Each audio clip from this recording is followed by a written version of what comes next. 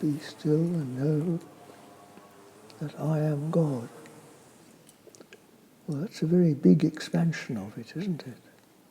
Whatever one's concept of God may be.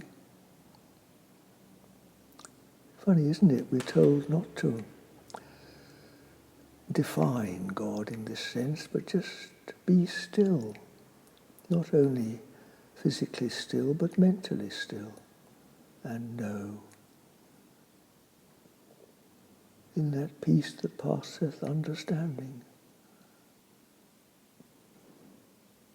If we're not sure of the word God, we could say the infinite. There's a knowing of infinite possibilities.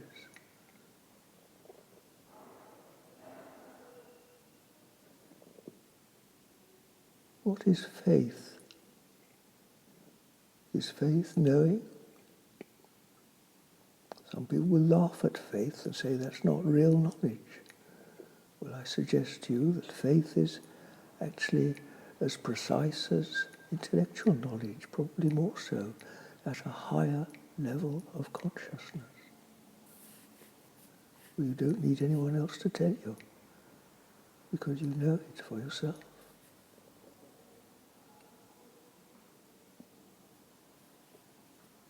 How do I know that just sitting still here,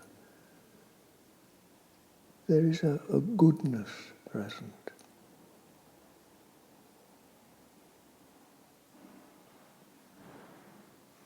Something that makes me know instinctively what's meant by the goodness of God.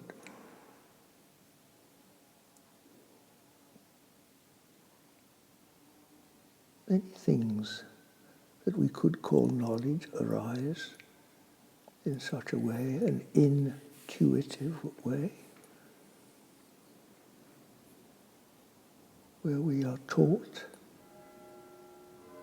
by what you can call faith or higher understanding, a higher level of consciousness.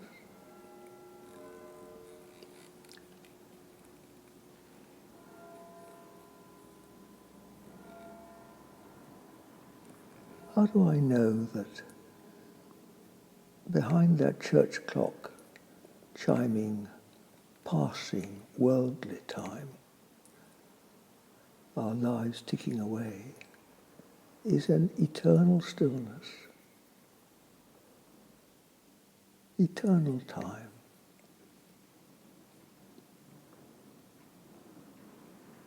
One I measure with my eyes and ears, another I measure with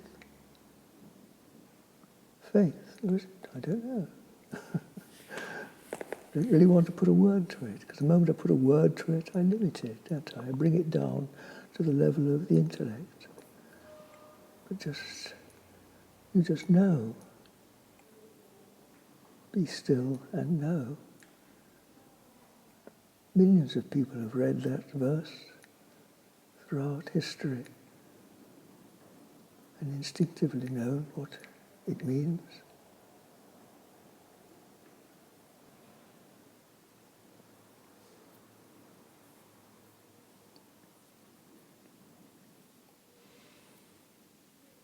Worldly knowledge tends to separate and complicate. Higher knowledge, faithful knowledge, is very simple, requires no effort of understanding on our part, but rather a surrender, a melting into the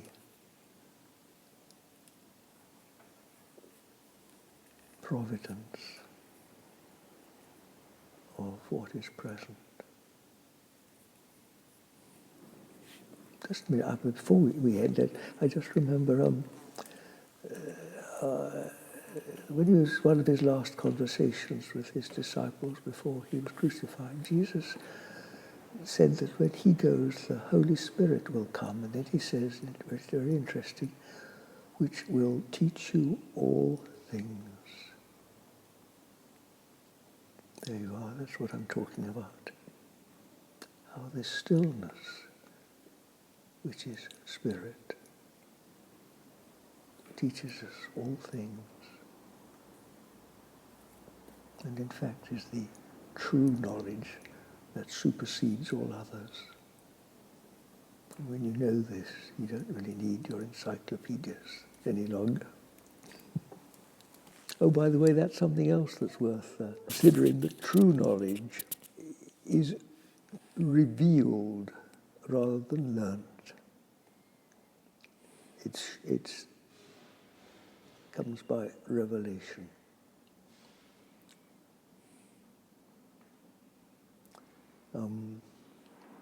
But yes, after the experience, we come down to a more ordinary level of life, and of course we love to play with these revelations and fit them into our mental apparatus.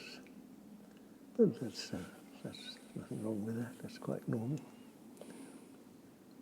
If the higher authority is the knowledge, the knowing that comes from the unlearned, in other words, it's, shall we say, intuited, it's revealed knowledge. I have to say this opens all of us up to the accusation of being laws unto ourselves, and therein lies potentially the source of all sorts of religious fallouts and worse. I think of the other good saying, fools rush in where angels fear to tread. And yes, we do venture into these higher levels.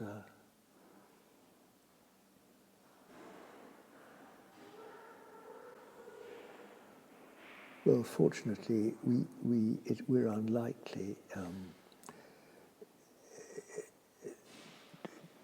to achieve them by our own efforts. It's more likely we are taken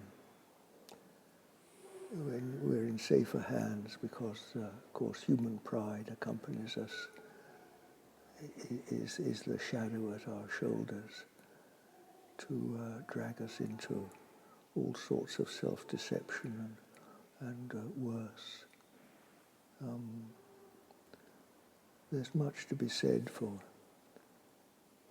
keeping at least connection with some authoritative guide.